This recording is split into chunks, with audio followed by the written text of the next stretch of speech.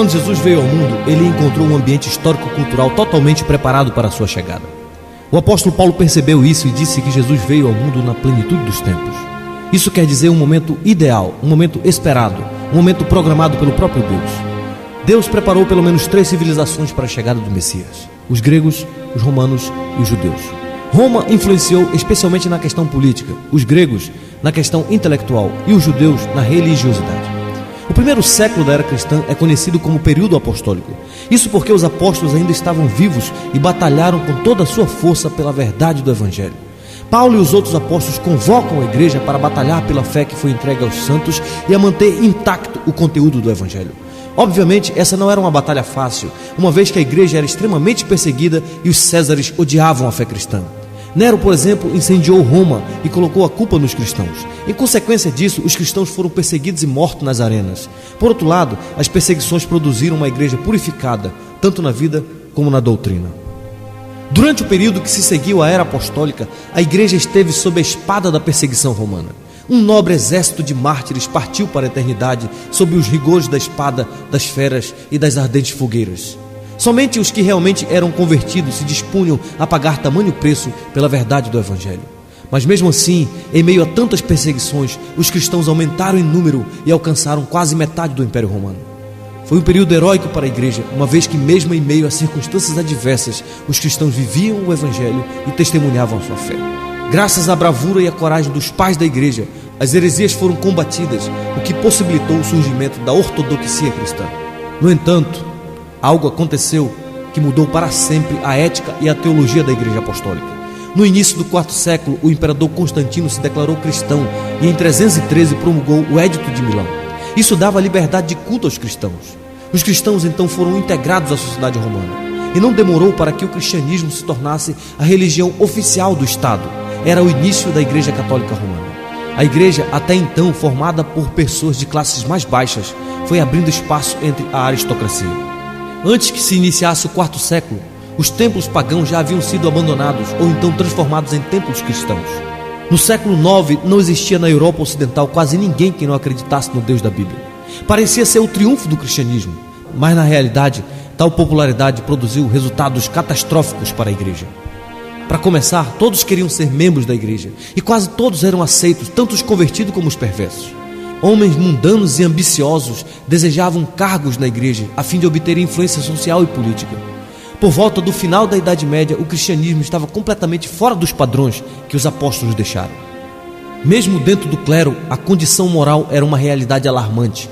Embriaguez e adultério eram os menores vícios de uma liderança que havia apodrecido quase por completo. Mesmo os que se separaram do mundo em busca de uma espiritualidade sadia foram contaminados. A Trindade Santíssima não era mais o único objeto de culto. Maria e outros santos passaram a ocupar lugar de adoração no culto de Deus. As peregrinações a lugares sagrados conferiam graça aos fiéis. A missa tomou o lugar da ceia do Senhor. O cristianismo, assim como o paganismo, era simplesmente uma religião do medo e do pânico. Neste período de total abuso papal e de corrupção geral da igreja, Deus começou a levantar alguns movimentos de reforma. Homens como os valdenses no final do século XII, homens como John Wycliffe, que traduziu o Novo Testamento para o inglês, homens como John Hus, que proclamou a necessidade da libertação da autoridade dos abusos do Papa, homens como Jerônimo Savonarola na Itália. Esses homens começaram a gritar contra os abusos da igreja e a clamar em defesa da verdade apostólica. Mas o mundo não estava preparado para recebê-los, de modo que foram reprimidos com sangrentas perseguições. Nesse período também acontecia no mundo o despertar da Europa para o interesse pela literatura, pelas artes e pela ciência. Era a chegada do Renascimento. Na Alemanha, na Inglaterra e na França, o Renascimento possuía um sentimento religioso. E isso despertou um novo interesse pelas Escrituras Sagradas. Isso levou o povo a investigar os verdadeiros fundamentos da fé cristã, independentemente dos dogmas de Roma. Antes de se inventar a imprensa, os livros eram copiados à mão. Mas a imprensa possibilitou o uso comum das Escrituras e incentivou a tradução e a circulação da Bíblia em todos os idiomas da Europa. A chama da reforma começou a arder primeiramente na Alemanha, sob a direção do monge Martinho Lutero, que era professor da Universidade de Wittenberg. Lutero visitou a cidade de Roma e ficou escandalizado com o declínio moral dos líderes religiosos. Lutero passou por crises espirituais profundas. Ele temia que o Deus justo não o aceitasse. Por isso ele se desdobrava em penitências religiosas para conseguir méritos diante de Deus. Como resultado do estudo sério da Bíblia, descobriu e entendeu a poderosa doutrina da justificação pela fé. Isso foi revolucionário para ele. Ele encontrou paz e descanso para a sua alma na cruz de nosso Senhor Jesus Cristo e começou a pregar a sua descoberta na cidade de Wittenberg. O Papa Leão X, querendo arrecadar fundos para terminar as obras do Templo de São Pedro em Roma, permitiu que João Tetzel percorresse a Alemanha vendendo indulgência que garantia o perdão dos pecados. Lutero ficou extremamente indignado com tal pregação e começou a denunciar como falso o ensinamento de Tetzel. Na manhã do dia 31 de outubro de 1517, Lutero afixou as suas 95 teses na porta da Catedral de Wittenberg e com tal atitude estava deflagrado o grito da Reforma. Seus ensinos foram condenados e no mês de junho de 1520, Lutero foi excomungado pelo Papa Leão X. No dia 17 de abril de 1521, Lutero compareceu à Dieta de Worms. Ali Lutero reafirmou a sua fé no Evangelho Apostólico. E quando foi obrigado a renunciar a seus ensinamentos, Lutero respondeu: é impossível retratar-me, a não ser que me provem que estou laborando em erro, pelo testemunho das Escrituras ou pela razão evidente. Não posso confiar nas decisões dos concílios e dos papas, pois é evidente que eles não somente têm errado, mas se têm contradito uns aos outros. Minha consciência está alicerçada na palavra de Deus e não é seguro nem honesto agir contra a consciência de alguém. Assim, que Deus me ajude. Lutero traduziu o Novo Testamento para a língua alemã e faleceu em 18 de fevereiro de 1546, aos 63 anos de idade. Mas antes de falecer, ele tinha mudado a história. A segunda expressão histórica do protestantismo ficou conhecida como movimento reformado. Esse movimento surgiu especialmente na Suíça. Seus primeiros líderes foram Ulrico Zwingli e João Calvino. No ano de 1522, Zwingli rompeu definitivamente com Roma e tornou-se afamado pregador do verdadeiro evangelho. Zwingli questionou os rituais e as práticas católicas, tais como o jejum da quaresma e o celibato clerical. Casou-se publicamente e em 1525 as missas foram abolidas em Zurique e passou-se a celebrar a ceia do Senhor, mas Zwingli morreu prematuramente. Mas apesar da morte precoce de Zwingli, o movimento reformado continuou sua marcha com o jovem João Calvino. Calvino era francês e converteu-se provavelmente em 1533 e já em 1536 publicou a sua obra mais importante, Instituição da Religião Cristã, ou As Institutas de Calvino. De caminho para Estrasburgo, Calvino teve que fazer um longo desvio passando por Genebra, na Suíça. Essa cidade havia abraçado o protestantismo reformado há apenas 2 meses sob a liderança de Guilherme Farel. Quando Farel soube que Calvino estava na cidade, imediatamente o procurou e implorou que ficasse em Genebra e ajudasse na obra da reforma. Porém, Calvino resistiu a todas as propostas de Farel. Quase em desespero, Farel lhe disse: eu declaro em nome de Deus que se você não nos auxiliar nessa obra do Senhor, o Senhor irá puni-lo por seguir o seu interesse em vez de seguir esse chamado. Calvino ficou extremamente comovido com a ameaça do juízo de Deus e, em obediência ao Senhor, concordou em trabalhar com Farel na difícil tarefa de reformar a cidade de Genebra. Por suas fortes convicções, Calvino se recusou a dar a ceia aos libertinos e, devido a estes e outros conflitos com os magistrados de Genebra, eles foram expulsos da cidade em 1538. A cidade de Genebra entrou em colapso e os magistrados entenderam que precisavam do jovem reformador. Por isso insistiram para que Calvino retornasse à cidade. A princípio, João Calvino não aceitou o convite, mas com a insistência das autoridades, voltou a Genebra em 1541 e começou a sua obra de reforma que abalaria o mundo inteiro. Em 1559, Calvino tornou-se cidadão de Genebra e fundou a Academia de Genebra. Seu grande sonho era transformar Genebra numa cidade cristã modelo.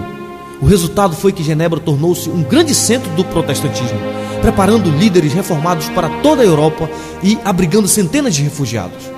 Calvino entendia que o evangelho não é uma doutrina de língua, mas de vida. Por isso, o calvinismo veio a ser o mais completo sistema teológico protestante, tendo por princípio básico a soberania de Deus e suas implicações em todas as áreas da vida humana.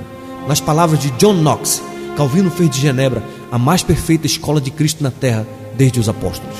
Calvino morreu em 27 de maio de 1564, mas antes de morrer, mudou a história da Europa e de todo o mundo ocidental. Nesse período, a reforma ainda não havia chegado na Inglaterra, e quem deu o passo decisivo foi o rei Henrique VIII. Henrique VIII era casado com a princesa espanhola Catarina de Aragão. Catarina não conseguiu dar-lhe um filho varão, e isso começou a preocupar os estadistas ingleses. Henrique pediu ao Papa Clemente VII que anulasse o seu casamento para que pudesse casar-se com Ana Bolena, mas por razões políticas o Papa negou. O rei então rompeu relações com o Papa e em 1534 o parlamento aprovou o chamado Ato de Supremacia e o rei foi declarado protetor e chefe supremo da Igreja da Inglaterra. Após sua morte, Henrique VIII foi sucedido por seu filho Eduardo VI. Os tutores do jovem aproveitaram para implantar a reforma na Inglaterra e puseram fim às perseguições contra os protestantes. Mas Eduardo era doentio e morreu ainda jovem, sendo sucedido por sua irmã Maria Tudo. Maria era filha de Catarina de Aragão e era uma mulher terrível, tão mal que ficou conhecida como a Sanguinária. Fez de tudo para restabelecer o catolicismo na Inglaterra. Perseguiu os líderes protestantes e em seu governo mais de 300 protestantes sofreram martírio. Os reformados foram expulsos da Inglaterra e muitos se refugiaram em Genebra, Estrasburgo e outras cidades protestantes onde tiveram um contato mais sólido com a teologia calvinista. Na providência de Deus, a Sanguinária morreu e logo subiu ao trono sua irmã Elizabeth I, filha de Ana Bolena. Foi nessa época que a Inglaterra tornou-se definitivamente protestante. Mas o movimento de reforma na Inglaterra cresceu graças aos esforços dos chamados puritanos.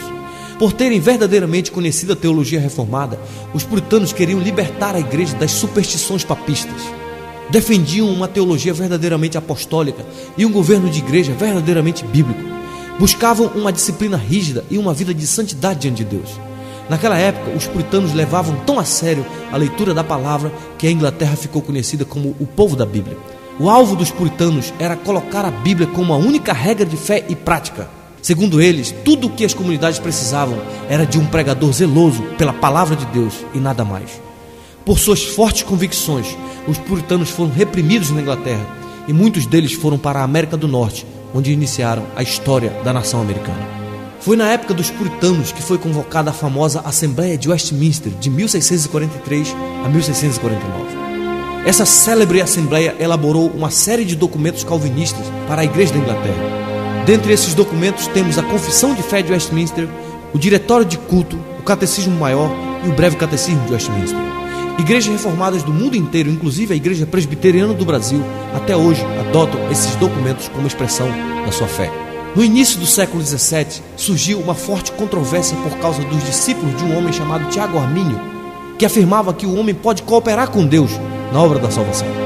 Para resolver essa controvérsia, convocou-se então o Sínodo de Dort, na Holanda, que rejeitou as ideias de Armínio e afirmou os chamados 5 pontos do calvinismo, que são eles: total depravação, incondicional eleição, limitada expiação, graça irresistível e perseverança dos santos.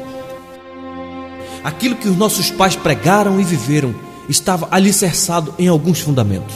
O primeiro fundamento era a absoluta autoridade e suficiência das Sagradas Escrituras. A Bíblia é a palavra de Deus, a única regra de fé e prática, e não temos necessidade de outros meios de revelação, pois ela é perfeita em todos os seus aspectos. O segundo fundamento dos nossos pais é a absoluta suficiência de Cristo, solos Cristos. Os reformadores nos ensinaram que nossa salvação não depende nem do Papa, nem dos bispos, nem dos santos e nem da intercessão de Maria. Pelo contrário, a salvação é realizada unicamente pela obra mediatória e consumada de Cristo na cruz do Calvário. O terceiro fundamento é a suficiência da soberana graça de Deus. Juntamente com todos os apóstolos do primeiro século, os reformadores ensinaram que os seres humanos nascem espiritualmente mortos em delitos e pecados e por isso não são capazes de ajudar a Deus na obra da salvação. O quarto fundamento é a justificação unicamente pela fé na cruz de Cristo. Seguindo o rastro dos apóstolos, os reformadores sustentaram que a justificação é mediante a fé. Lutero dizia que este é o artigo pelo qual a igreja fica de pé ou cai. Deus nos declara justo por causa da justiça de Cristo imputada a nós. E por último, os reformadores tinham uma visão elevada da soberania de Deus. Nos ensinaram que Deus está infinitamente além de qualquer coisa que nossa mente carnal possa compreender. O principal lema dos reformadores era só lhe deu glória, somente a Deus a glória. Só Deus é soberano, só Deus é criador, só Deus é sustentador.